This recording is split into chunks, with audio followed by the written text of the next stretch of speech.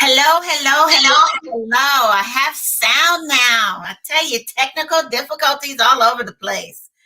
But I'm glad that we're back. So, Dr. Trina Wiggins, I'm excited to have you here. Thank you. I'm excited to be here. Definitely.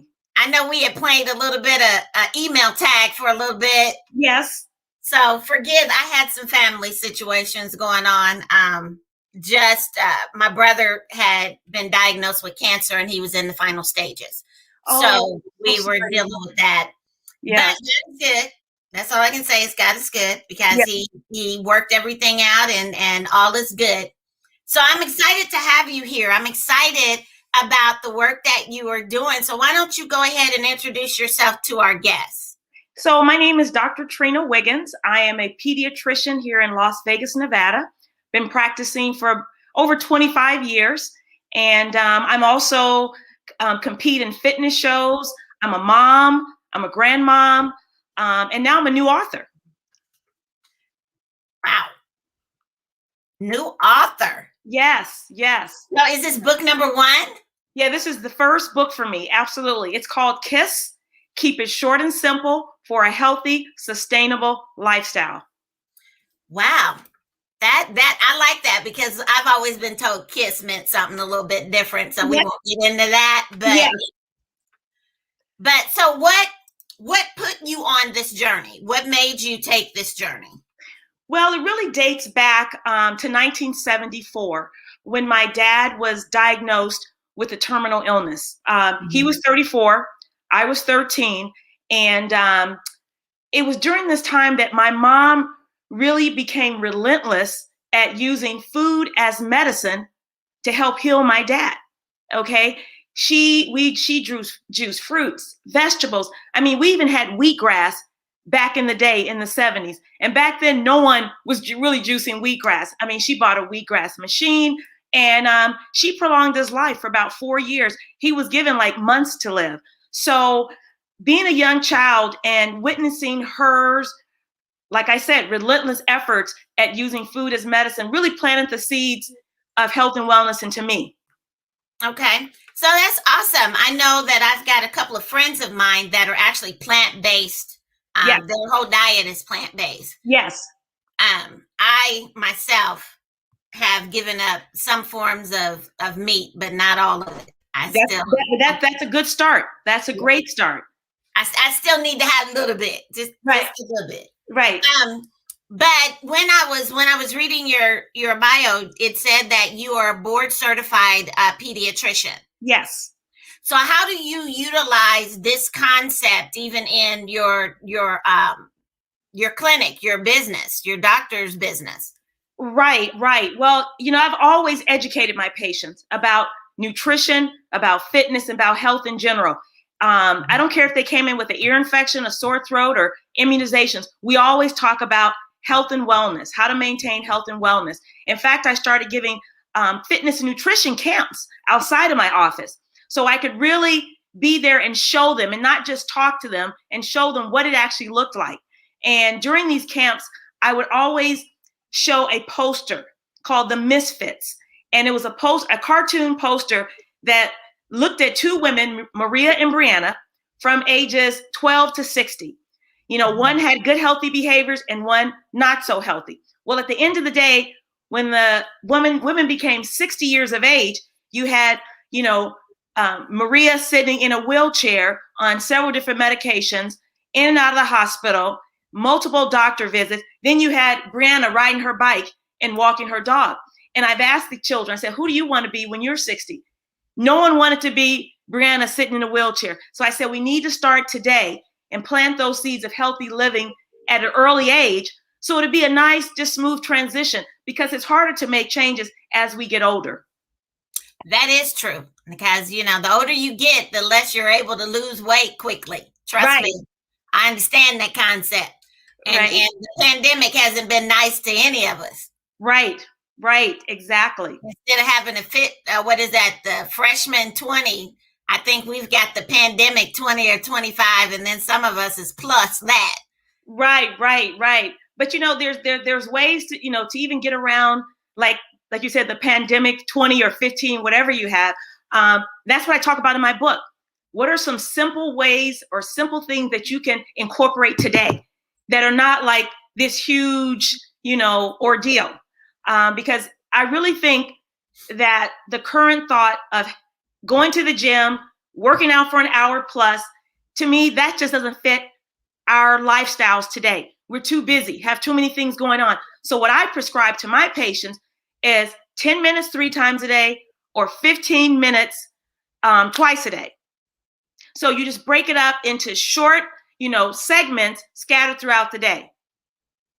Okay. So when you say 10 minutes or 15 minutes of exercise throughout the day, so what could that consist of? Would that be something that's really strenuous to make you sweat, or would it be something that is very quick that you can do? It's something that's very simple. I love the 7-Minute app. It's a workout app that's on your phone. It's cardio and it's strength all combined into one. So it's 12 exercises, right? Mm-hmm. And for 30 seconds, you do jumping jacks. Then for the next 30 seconds, you may do push-ups. But there's a 10-second break in between the two. And I like it because it kills 2 birds with 1 stone. So you're getting your cardio and your strength in. I also like stairs. Stairs are fabulous. So, you find them at an office building, the mall, parks, or if you have them at home, you're golden. And you can do a complete cardio workout. You can build your leg strength and you can build your arm strength depending on what workout you choose to use. And I have one in my book that I share with my readers. So stairs are great, the 7-Minute app, and just dancing. It's amazing. I did a chair aerobics class with a group of seniors a week ago. And it was wonderful because we did chair aerobics because a lot of us had knee issues. But we did it for 16 minutes. And one of the ladies had her Fitbit on and she said, "Oh, I burned 88 calories in 16 minutes. So you can still get a workout in. And we incorporated some strength, some stuff for our arms, some stuff from our legs, just by sitting down. And that's what's important to know. So it can be done. And it's not this complicated thing. No equipment is needed. Mm-hmm. And you get it in. Okay. So when people are switching from the regular diet into one that is more healthy for you, because everybody, I know, going to the doctor or going to the grocery store to get the more healthier food is more expensive than it is if I get the junk food. But I also know the importance of spending that little bit of extra to make sure that you're taking care of your body and that you're taking care of yourself. So what can you share with us that is something that we can use moving from that direction, going from the concept of eating the junk foods that we eat to starting to change our diet for a more healthy diet that won't send us into shock? Right. It has to be gradual. Okay. Mm-hmm. You can't go from 0 to 100 because that's a setup for failure. So doing small things like a meatless Monday. Let's have one day of the week that's meatless. Okay. Or you can say is, I'm only going to have meat once a day, not for breakfast, lunch, and dinner. 1 meal a day will be I can have meat. Another thing is that I'm going to get rid of red meat first. And that's the first thing I did 20 years ago, because we know red meat is classified as a class 1 carcinogen when you look on the WHO, the World Health Organization site. So start there. And then you just gradually, then making sure that you grill your food, no more frying the food, because we know high temperatures and meat don't mix. That can produce carcinogenic agents. And what I also tell people, start off your day with like oatmeal and some fruit. Oatmeal, this is Heart Awareness Month, and oatmeal is probably one of the best things you can do for your heart's health. So start off with, your day with some oatmeal and keeping it simple. Add a fruit a day, meatless Mondays, and work in whole grains. Try to get rid of the white rice, the white pasta. And one thing I did with my kids, I would mix brown rice and white rice. And then I would gradually fade out the white rice over time. Same with the pasta. Now, and over time, they really didn't notice the difference. So there's little things you can do to incorporate a more healthy diet into your plan, into your meal plans. Okay. Now, I do have a friend of mine that actually started the Meatless Mondays. Okay, now, wonderful. She's doing that. I haven't tried that. I'm gonna have to try that. I haven't tried that one yet. But even in what you were saying in taking it slow, because I know when I stopped eating red meat and pork, I stopped just like right then. It was like I was done. I'm not eating it anymore. Every once in a while, I'll have that craving for some red meat. Yes. And I'll just get a small piece, satisfy the craving, and move on. But I noticed that when I first moved away from it, that was an issue that I was having. Maybe once a month, I would get that. But here lately, nothing. I haven't had any desire for it whatsoever. So I think once your body gets finished with that concept, it's almost like your body's got to catch up to what you're doing. Right. And with what your mind says. Right. Yes. Yes. Right. So I thought that was interesting and how that actually played out. So what is the benefits of going to basically a seafood diet, seafood, vegetables, fruits, grains, versus just a strictly plant-based diet? Well, you know what? I even though I'm plant-based 100%, I totally promote the Mediterranean type diet, which is basically what you're referring to with the fish, because they incorporate the fatty fish like your salmon, your tunas, your mackerels, your sardines. Those are heart healthy fish, healthy for the brain and for the skin. So I promote, and also healthy nuts and seeds, right? So I really promote, especially with my patients and their families, the Mediterranean way of eating. Okay, because that's been studied for over 20 years. So it's probably the most studied diet. It's all. I guess of looking at all the diets out there, it's the one that's been studied the most. Now that was what I was dealing with before, but I was having some issues. I had been an anemic for years, most of my life. Right. And then I had the surgery, and of course I wasn't having that issue anymore.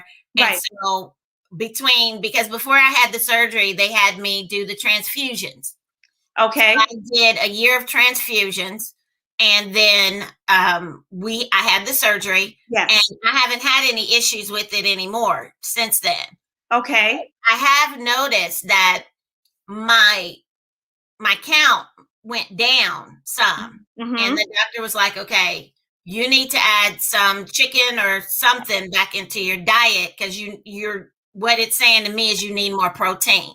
So for individuals like that, instead of adding the chicken and the turkey, the poultry part to it, what else can we do to try to build up that blood count so that we don't end up back into the anemic Right. I had a similar issue, and so did my sister, and we built iron up. It's a ferrous sulfate liquid that I purchased at Whole Foods, and it was just an iron supplement for plant-based people, and that's basically what my sister and I used. And I'm trying to think of the name of it. Escapes me right now, but if I do, I'll let you know. But it's the only one they have it there that's liquid based. Okay. So for those ones that have decided that I'm going to do my family, our family is just going to make the switch over. And I'll use my daughter's family, for example. Sure. Her and her husband are in their 30s. They've got 2 teenagers. They've got an 8-year-old, and then they've got a newborn. Okay. So what would you suggest if a family is stepping into that realm? What would you suggest that they do to begin to turn over to this more healthy diet? Right. Well, key thing, let's get rid of the unhealthy snacks. Let's make the snack food like, apples, oranges, fruits, grapes, have some, what do you call like celery sticks or broccoli sticks, but make the little dip that you make the dip, and you let them make the dip. So they'll feel like they're a part of this whole journey, right? Mm-hmm. And then even with the little kids, I tell my parents will say, oh my God, he's so picky, he won't eat this. I tell them, I said, who's buying the food? You are. I said, if you put healthy snacks on like a table that's low, like a coffee table, you put it out there, guarantee you, by the end of the day, it will be gone because they will eat if they're hungry. And we all know that it takes 3 weeks or so for you to change your taste buds, right? So right. Exactly. So that's why I say, start off with the snacks, get healthy, like fruits and vegetables, have the children be a part of the process of making the dip. So they think they're in there creating something, right? And then from there, I would still have, if you can't do a meatless Monday, then make it a point that I'm not going to have, breakfast. I'm not going to meat with breakfast, and I'm not going to have meat with lunch. I'm just going to have meat with dinner, and I'm going to decrease the portion size. I'm going to truly make it just the palm of my hand and not any bigger. So starting that way, and then go to meatless Monday, then maybe have two days a week that's meatless. But then like I said, with your always have a vegetable, with a green vegetable with your meal. Okay. Try to always have a salad. And with the salad, my husband calls my salad the kitchen sink, because I will I have dark green lettuce, not iceberg, because that has the least amount of nutrition. The darker, the better.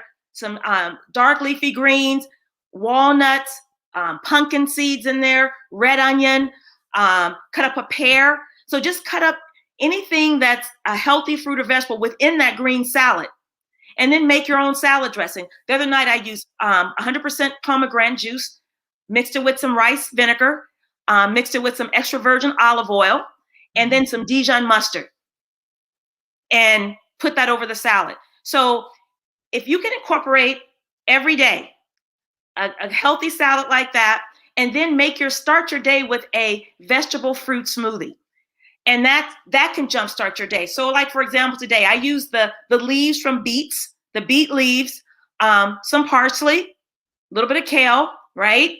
Then I added in there some fresh pineapple, banana, and blueberries.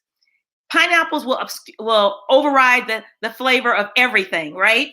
And I put the banana, then I put some flaxseed, chia seeds, and matcha green tea. Mix that up with either almond milk with a little bit of water and ice. You have every nutrient you need in that one big shake, right? And that's how everyone in my family starts today. I make my husband one before he goes to work, and make myself one. So I figure if you start your day like that, and then you end your day with that huge salad, and then add some more greens, you're getting it in, and you're being deliberate and purposeful about it. Because and I find that to be the easiest. And let the kids be involved in making the smoothie. Because when they're involved in it, then they say, oh yeah, this is cool, this is fun. And then they can add the ingredients as they see fit. And if it's not sweet enough, add a little more pineapple, or I love adding one of those non-pitted dates, because dates can sweeten everything up. And I even use date paste. I'll make my own, like put some dates in water, put it in the Vitamix. I will make that if I'm making cornbread or anything that needs to be sweetened baking wise, I will use that instead of sugar. Okay. Now you had mentioned about the smoothie. I have to admit, I am not a beet girl at all. So anytime anybody put it in there, they said, but you can't even taste it. You can't taste it. It's the green leaf of the beet, not the beet itself. Okay. It's the green leaves, and they don't taste like beet. They taste like spinach or anything else, or kale or anything else.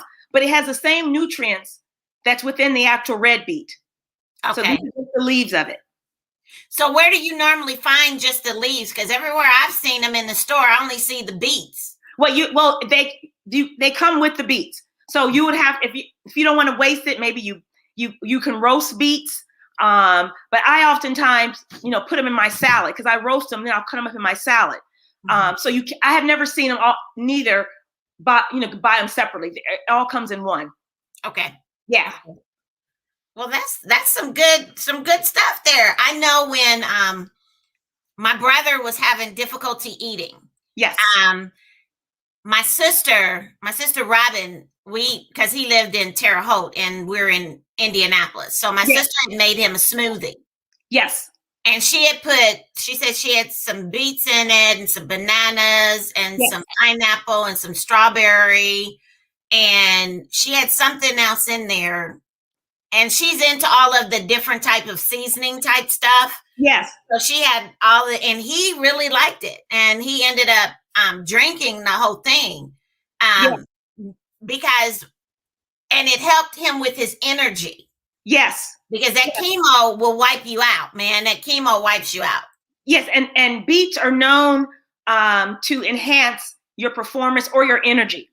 Yeah, because my son, when he played basketball, they used to use a product called Beet Elite, and it was just basically concentrated beets, and it helped with a natural way of helping with performance, and it also helps with lowering blood pressure as well. It does. Mm-hmm. I'm gonna have to pass that tip along because my father died of heart related. He died of congestive heart failure back in the 90s. Okay. Before they had the medical know-how that they have now. Yes.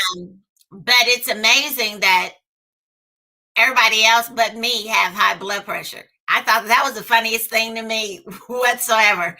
Right. But even in that, my mother is 82. Uh-huh. Wait a minute.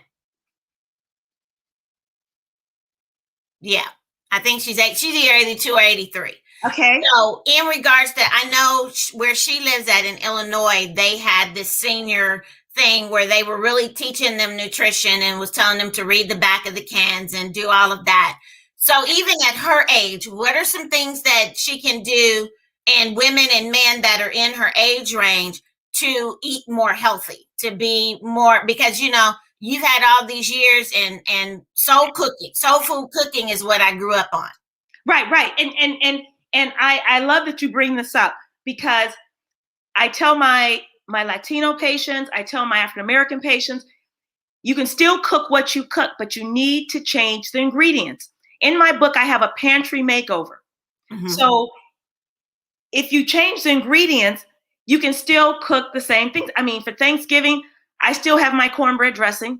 I still have greens. We do the black eyed peas. My husband makes a slammin' sweet potato pie that's vegan.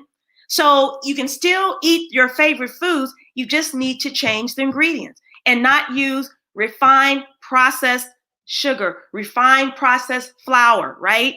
So you just need to change some of those ingredients and you will still enjoy your favorite foods. Okay. So if we're changing out the refined processed sugar and flour, yes, what type of sugar and flour should we be putting? Should we be doing with the whole cane, with the whatever, I think it's whole cane, or? Well, for sugar period, we need to really, really, really cut back on sugar. The American Heart Association tells us that women should get no more than 6 teaspoons of sugar a day, men 9 teaspoons of sugar a day. Now, to put this in perspective, one 20-ounce can of Coke, 120-ounce can of Coke has 16.25 teaspoons of sugar. Wow. So Americans, we are way above our sugar limit. In fact, the average American gets 150 to 140 pounds of sugar a year. Wow. So you know what those 10-pound bags look like. Mm-hmm. You imagine 14 to 15 of those per year. And we know that sugar weakens our immune system. And during this time of COVID, we need everything to boost our immune system. So right. Sugar is just detrimental. And they've done studies looking at the MRIs of people's brains, showing that the MRI of a person who's addicted to Coke looks very similar to the person who's addicted to sugar. So we really need to look at reading our labels and get away from the soda, get away from the sugary drinks. Because, like I said, not only is that putting our immune system under attack, but even for heart health, right? Diabetes, it causes premature aging of our skin. So we need to really, really try to restrict our sugar intake. And like I said, 80% of the products in our standard grocery stores, 80% has added sugar. Oh, wow. That's huge. Okay. So that's why it's best you want to shop on the periphery of the grocery store, because that's where all your produce, your fruits and vegetables, and get your sugar fix from naturally from your fruit. So we really need to look at how much sugar we're getting on a daily basis. So I want to stop here right quick and let anyone that's actually watching, if you have questions, make sure you put them in the comments and we will take your questions and we will have Dr. Trina Wiggins answer them. So why don't you tell our listening audience again about your book? I want to make sure that we highlight your book. Yeah, so my book is called KISS, Keep It Short and Simple for a Healthy, Sustainable Lifestyle. And I said sustainable because people go on diets. They, at the beginning of the year, they at the gym, but it's not sustainable because it has to be a lifestyle. It cannot be a diet, okay, or a fad. It has to be a way of living. And in order for something to be sustainable, it has to be simple. It can't be complicated. So that's why in my book, I offer, like fitness tips. First of all, it's another program that I really like. It's called the 10-20-30 program. And what it is, you can do any exercise. You can do running, jogging, walking, biking, whatever floats your boat. You do it for 30 seconds at 30% of capacity. Then for 20 seconds, you do it at 60% of capacity. Then for the last 10 seconds, you do it at 80 to 90% of capacity. You do that sequence 5 times. Take a 2-minute rest, repeat 5 times. That's 10 minutes of exercise right there. And like I said, you don't have to do it all in 1 hour to get benefits. You can do it in short bursts scattered throughout the day. So if you did that 3 times a day, that will qualify as 30 minutes, and that will qualify as a total for the American Exercise Council says 150 minutes of exercise per week. That will count. Okay. So we don't have to have these, huge plans or huge workout programs. Keeping it simple. Or you can walk. The American Heart Association tells us walking 30 minutes a day, 6 days a week will cut your chance of a heart attack by 50% in half. Wow. Yes. So walking, like I said earlier, if you have stairs in your home, I have a stair workout in my book. Just doing the stairs. 10 minutes twice a day, 10 minutes 3 times a day, or 15 twice a day. Dancing. There was a study done in 2003 by the New England Journal of Medicine that looked at a group of seniors, and they had them dance for 5 years. Okay. At the end of those 5 years, those seniors had a decreased rate of dementia, Alzheimer's, and cognitive decline. So that's why I said, why not dance and incorporate some strength? You're getting your cardio by dancing, then incorporate some, plank, some push-ups, some different things that give you strength. And that's all you need.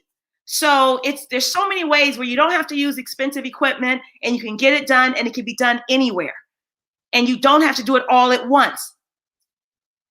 That is, now when you say it like that, it just sounds so easy. And then when we go to do it, we make it so hard. Yes, it's really, really simple.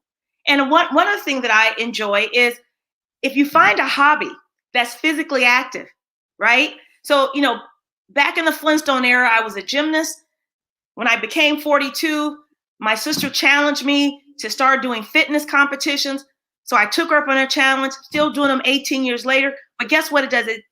It gives you another purpose for staying in shape, but it also helps relieve stress and anxiety. In this chaotic world we live in, it's a tool to escape the chaotic world we live in. And I find it very helpful to alleviate stress. And, just to bring down the level of like I said, of stress and anxiety. So it's perfect. So finding a physically active hobby, look back in your past when you're in, high school or junior high, find that thing that really made you want to move, right? I don't care if it was tetherball, jump rope, dodgeball, whatever it is, rekindle that. And it's good physically and mentally. That's good to know. I know that right now, my mom is having some issues with her hip. Yes. So it has limited her ability to move as much because it's more painful now for her to move. Right. So even as she's going or getting ready to go into having the hip replacement surgery. What are some things that she can do to keep her body active, even though she's more sedimentary because of the issue with her hip? Yes. Like I said, I just did a chair aerobics class. There's so many videos on YouTube of chair aerobics for seniors, chair aerobics for young people. But in a chair, she can sit, she can move her legs, she can move her arms. Okay. The key thing, you can get your heart rate up. Okay. By doing chair aerobics. And there's various levels of chair aerobics. And I'm sure there's something on YouTube, if you check it out, that have chair aerobic with, maybe like for 15 minutes or even for 10 minutes. And that she can look at, and she can do it at her own pace. Okay. That's some really good stuff there, Dr. Wiggins. I'm like, okay, I'm liking that. So I want to jump over into the challenge that your sister gave you when you turned 40. Yes. So you had said that she challenged you to be in what type of competitions? So it was actually, we were in Vegas, and she was looking for a wedding venue for her wedding. So we're at the Rio All Resort Casino. The wedding planner was late. We look up on the big marquee. It says Miss Fitness USA. So she goes, what is that? We had no idea. So we went to go check it out. And lo and behold, there were women 18 to 40 who were doing like low-key gymnastics routine. It was like doing dance, strength, and flexibility for 2 minutes, a 2-minute dance. Then you had to do a speech with evening gown. You had to do swimsuit. Well, I kind of hemmed and hummed for a year. I'm like, oh, I don't know if I can do this. And then I, got my nerve up. I made up a routine with the help of a local cheerleading coach here in Vegas. And I went to Cache, which is no longer in existence, bought an evening gown.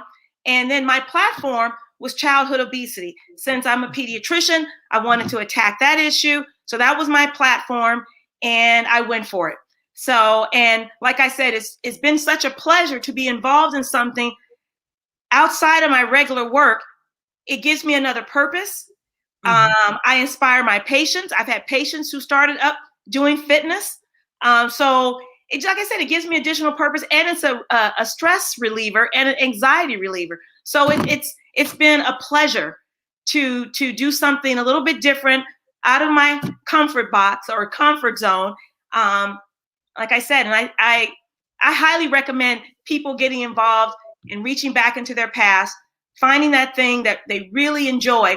I had a lady I met at the local Y who said, I'm kind of tired of going to the gym. This was before COVID. I said, well, what did you do when you were younger? I used to run track. I said, really? I said, have you ever considered doing that again? I said, we have a Senior Olympics here in Vegas, in Nevada, the state, that you could participate in. Well, lo and behold, she took up what I suggested, and she's competed in the Nevada State Senior Olympics. And wow. she, like I said, she reached back into her past, and she started doing that. And she said it's really, motivated her, and it's been inspiring to her kids as well. So I highly recommend people do that. I think that that's really interesting, because a lot of times we don't think about it. I was talking to a friend of mine, and her mother-in-law and my mother are in the same age range.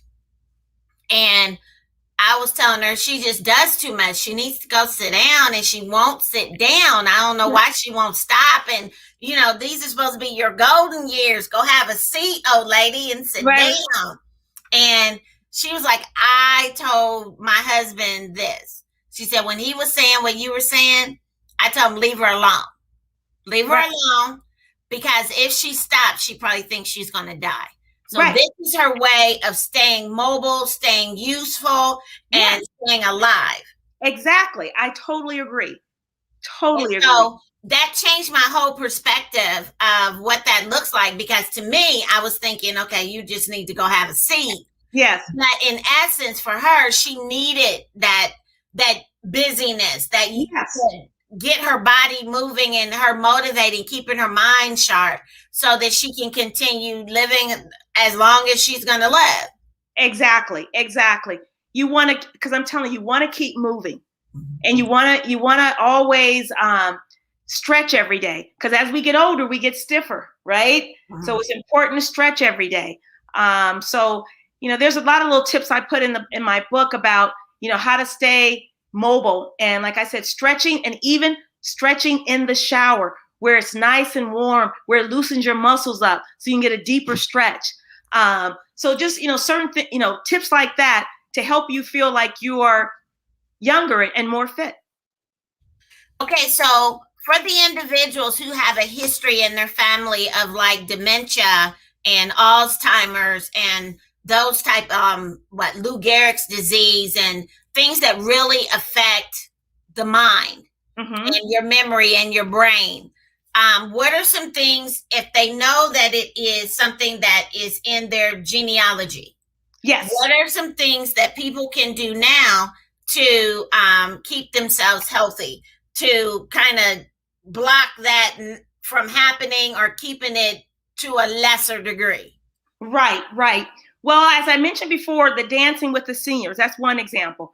There's also a brain protein called brain-derived neurotrophic factor, BDNF. And what researchers have found is that the higher the BDNF levels, okay, the less chance for cognitive decline with your Alzheimer's, with your dementia. And one way to increase this protein, BDNF, is with exercise. They found that when you had increased physical activity that was consistent, your BDNF level went up and you had less risk of those disorders that cause cognitive decline. So we know dancing, we know physical activity, okay? And then what about the foods we eat? What are some brain healthy foods? Like I talked about before, your fatty fishes with your omega-3s, with your salmon, your tuna, your mackerel, your sardines, those type of fish. Your nuts and seeds are also brain healthy foods. So incorporating a more plant-based diet or a more Mediterranean style diet is beneficial for the brain, as well as what I just spoke of. Okay, so let's go back to the Mediterranean style diet. So in that particular diet, what are the best types of meats that you can eat? Right. So like I mentioned, the number one are your fatty fishes. We just talked about those. In their diet, they eat some chicken, but they rarely eat red meat. So red meat is off the list. Pork is off the list. It's pretty much the fish and maybe a little bit of chicken. You got your beans, okay? All kind of beans. We got pinto, we got black-eyed peas. We have the white northern beans. So beans are very good. They're a high source of protein and good source of fiber. Okay, so what about people like me that don't like beans? Oh, you don't like beans? Oh, no. What about black-eyed peas? What about peas? Oh, no. No, what about lentils? Ain't crazy about them either. So do you not like them, or do you not like the side effects of the gas that it produces, or does it cause your stomach? I don't like the texture in my mouth. Okay, you don't like the texture. Well, one thing you can do is, like I said, do you like salmon? Do you like the fatty fish? Oh, I love salmon. I eat salmon on a regular. Okay, so you like the fatty fish. So the fatty fish is good. What about seeds? Do you do sunflower seeds? Do you do pumpkin seeds? Sunflower, yes. Pumpkin, no. I don't like anything of the pumpkin. What? I'm telling you, neither did I. But guess what? I just buy the pumpkin seeds that are raw and shelled and put them in my salads. So I would get, if you want to get try some raw pumpkin seeds, sunflower seeds, they're excellent for your health. Okay.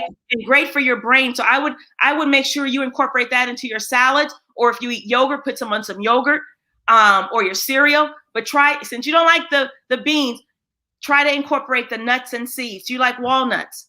I love walnuts and pecans and peanuts, and I like all nuts. Okay, so then make sure you incorporate a variety of nuts on your salads every day. Okay.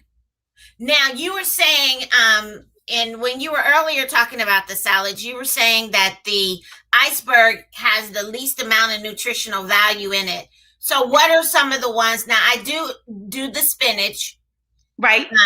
But what other ones can I use besides spinach that are more of the leafy ones that is more healthy?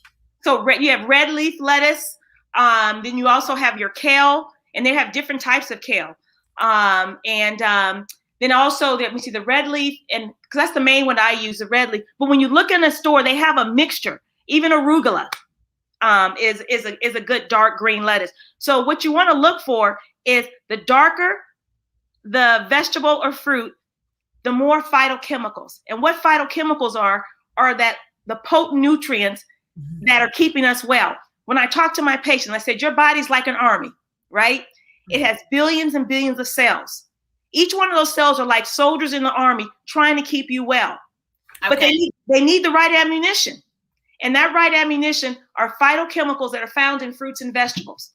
And when you see, red beets, orange carrots, red, yellow, and green bell pepper, that color signifies it's a potent phytochemical in there that's going to help you win the battle against whatever is out there, whatever disease or infection. So when you're buying things, look for color. Color matters. So when you say color matters, and you're talking about the darker, leafy, more foods to eat. Yes. For individuals like my sister can't do lettuce. It does something to her system, so she can't do lettuce. But she can do spinach. Okay. So what is it in lettuce that kind of doesn't break down for some people's system? That's a good question. I don't know if she has an allergy per se, or no, she's been tested for that. But from my understanding, there's really nothing that in lettuce that I'm aware of that causes problems, unless she's been tested and has a specific allergy to some ingredient within it. But I'm not aware of that. I think it's more the digestion. It's not digesting well in her system. Okay. Like I said, if it were taste, I would say 3 weeks for your taste buds. But if it bothers her, then my idea would be to just try another lettuce. Okay, there's several out there. Okay, this doesn't work. Let me try red leaf. Red leaf doesn't work. Let me try kale. And just go down the list and see what works best for her. Because I'm sure one of them should work. Okay. So when you're in the midst of working with the individuals that you work with, what are some of the things that you suggest that they do to help them continue the journey? Because we do real good at starting stuff. Right. Well, the thing is, don't overcomplicate things. Like it's like today, what did I do with my workout? I did the chair workout because my knees were a little bit achy today, instead of getting up and doing something that involved running or walking. So I did 16 minutes of that. I rode on my rowing machine. And those are the 2 things I did today. When I get off the phone with you, I'm going to go stretch. I may do a little bit of leg work that doesn't require with the band, with the resistant bands. Okay. So I don't do anything complicated. I just tell myself, Trina, I need to get 30 minutes in at least 5 days a week. And that could be doing my chair aerobics. That can be rowing. That can be walking with my husband. And it's all cumulative. 10, 10, 10, 15, 15. That's it. If you got stairs, do 15 minutes of the stairs in the morning, then come back and do one of the chair aerobic videos online. It's not that complicated, okay? And then when you're eating, my typical morning, a vegetable and fruit smoothie. Start that with my day. Then later on, because I get up kind of early, later on by breakfast, like 11 or so, I will make my oatmeal, steel cut oatmeal in the Instapot. If you make it in an Instapot, you'll never go back to cooking oats on the top of the stove. And it's less messy. It's easy. And what I'll do is I'll cut up an apple in there with the skin so I can get all the fiber and nutrients, cut up a banana, add some cinnamon and nutmeg. Okay, and cinnamon is good for blood pressure as well. Put it in the Instapot, push the porridge button, and I'm done. I'll go put a load in the laundry, come back. My oatmeal is perfect, creamy. My apples are caramelized. The bananas have melted in there. My sweet tooth has been satisfied with the cinnamon, nutmeg, and banana. and I am good to go. It's so simple. And all those foods in there are heart healthy. The apple, right? You got banana that's full of potassium, and potassium is good for people who have high blood pressure. And we know the cinnamon. So I have every good ingredient in there. Wow.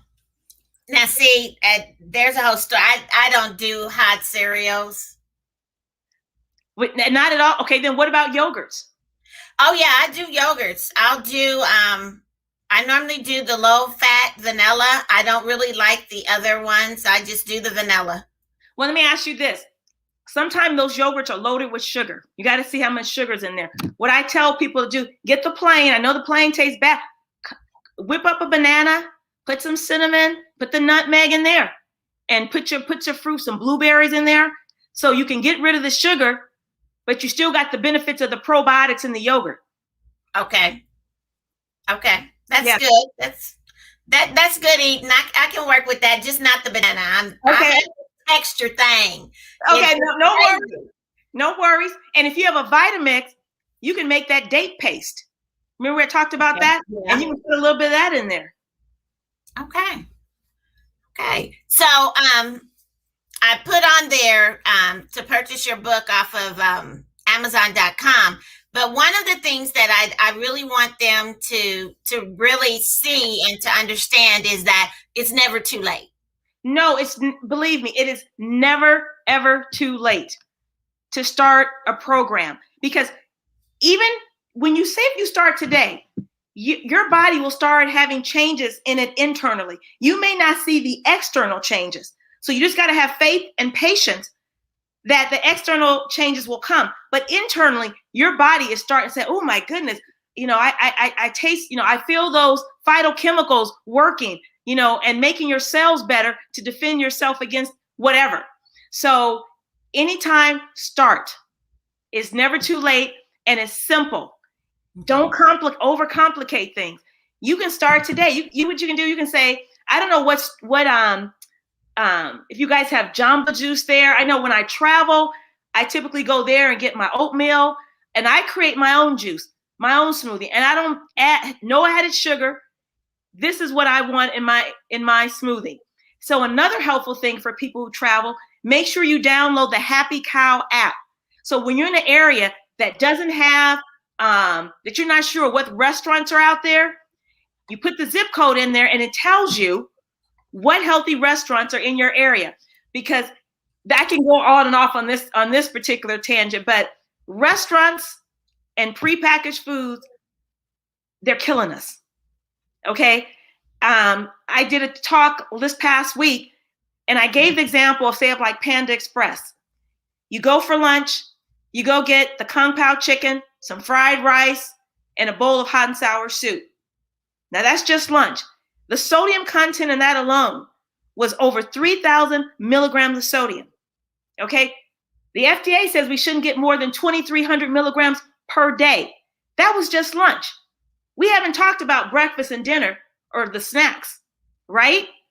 And I'm sitting there going, and if you look at all of them, in fact, my next little ebook I'm going to do is on the different restaurants. What can you really eat at these various restaurants? Because all of them are loaded with sodium, with fat, and with sugar. In fact, one of the ex-FDA commissioners, Dr. David Kessler, did a study. And what he looked at, he couldn't understand why he wasn't losing weight, because he was religious with his workouts, all the time worked out.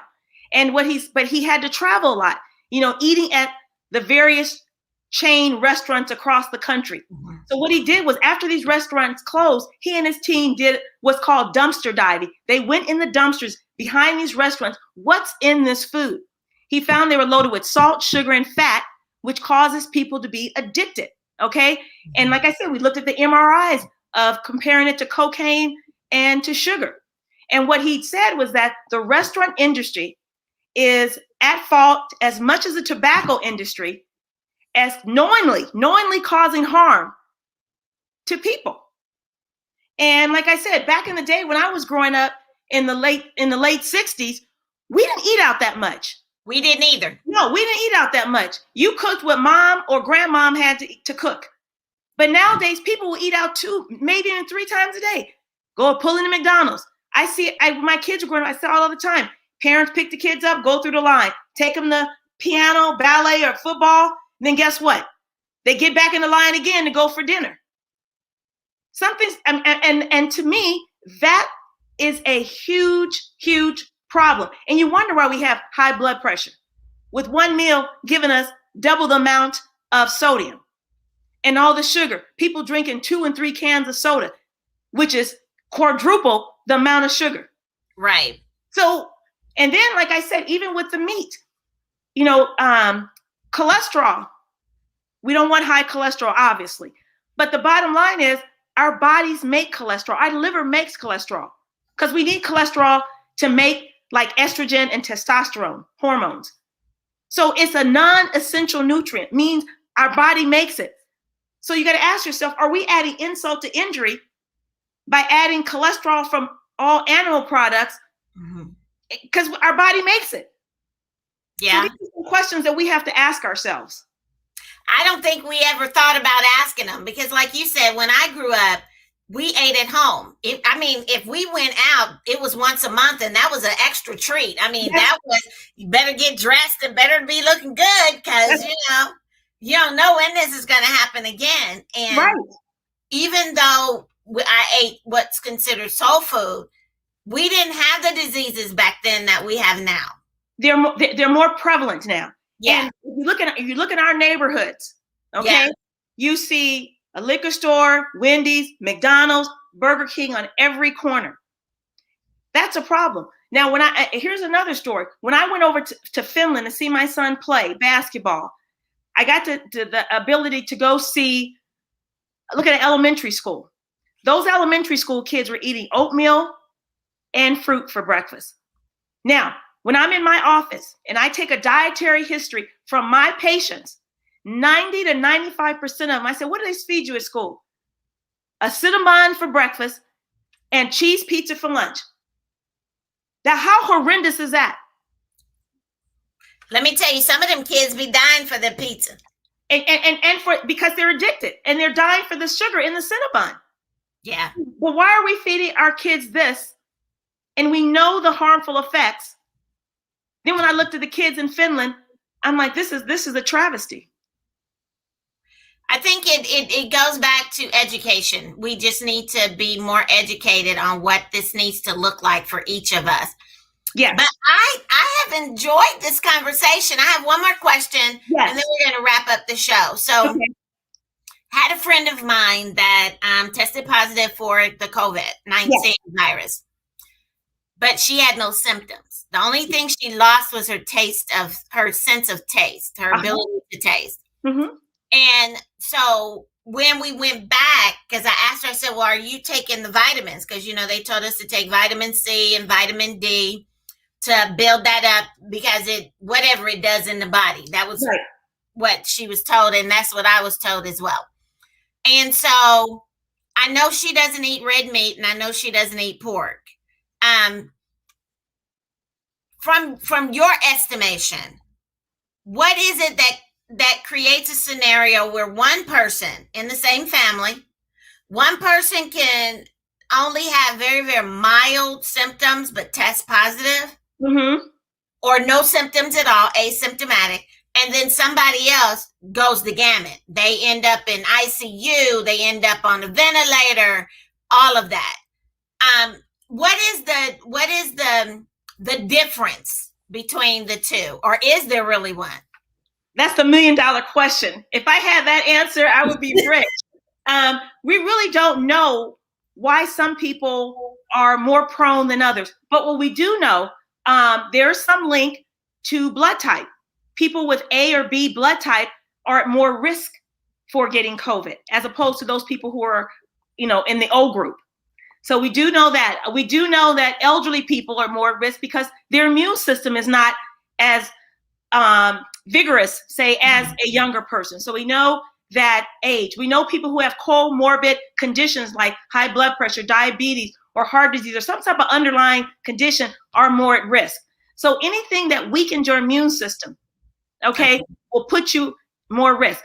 So how do you strengthen your immune system, or what weakens your immune system? Poor sleep, okay? Stress, poor diet, right? Lack of exercise, stress and grief, smoking and drinking. All those things decrease your immune system. So I tell people, obviously you got to stop smoking. COVID hits the lungs and you're smoking. That just doesn't make sense. Alcohol, we know that's a problem. People who have, who've been in an excessive state of grief, that weakens the immune system. So start your exercise program that's short and simple. Start eating a more plant-based diet and decreasing your consumption of meat.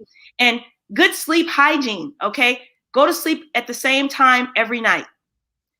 Don't go, make sure the room is cool and dark, because if it's too hot, you're going to be tossing and turning all night. You want to make sure that that phone is nowhere near your bedside. You don't need to be hearing notifications going off during the night. I don't keep it in my room, okay? You want to make sure you don't go to bed with the TV or any electronics on, because that blue light affects you, okay? So those are just some simple things that you can do to make sure that you get good sleep, because I guess during your sleep is when the body repairs itself. Mm-hmm. So if you don't have time to repair yourself, you up all times of the night, your immune system is not going to function, at its optimal level. I appreciate that. One of the things that I do know, I'm one of those people, my brain never goes to sleep. My brain never stops. It just does not shut down. Even when I'm asleep, I'm having vivid dreams and whatnot. So it never shuts down. Right. But I have learned, since my brother's passing, I've struggled some with the sleep. Yeah. I've been sleeping, but I haven't been resting. And you'll understand what I'm saying when I say that. Right. But what I found was, if I go in my room and lay in my bed, yes, I will go to sleep, even if I have not felt, how you start getting tired and you need. Yeah. But I have found that if I go in my room and lay in my bed within 10 or 15 minutes, I'm going to be asleep. Well, that's good. That's good. So when you said excessive grief, that, of course, that hit me. So with the excessive grief, how does that lower your immune system? You know what? I don't know the exact mechanism. I don't know if anyone does, but any prolonged state of chronic stress or chronic grief, affects your body and your immune system. So if the grief has gone on for more than, 6 to 8 weeks, maybe seeking someone that you can speak with. I know there's a lot of couple good programs online. One is Talkspace, which has been promoted by Michael Phelps, the ex-Olympian swimmer. Mm-hmm. He's used it. And then there's also a program called BetterHelp. It's also online. I recommended that to my patients. But, if you notice it's going on for more than 6 to 8 weeks, you want to make sure that you get on top of it so it doesn't cause any physical problems. Okay.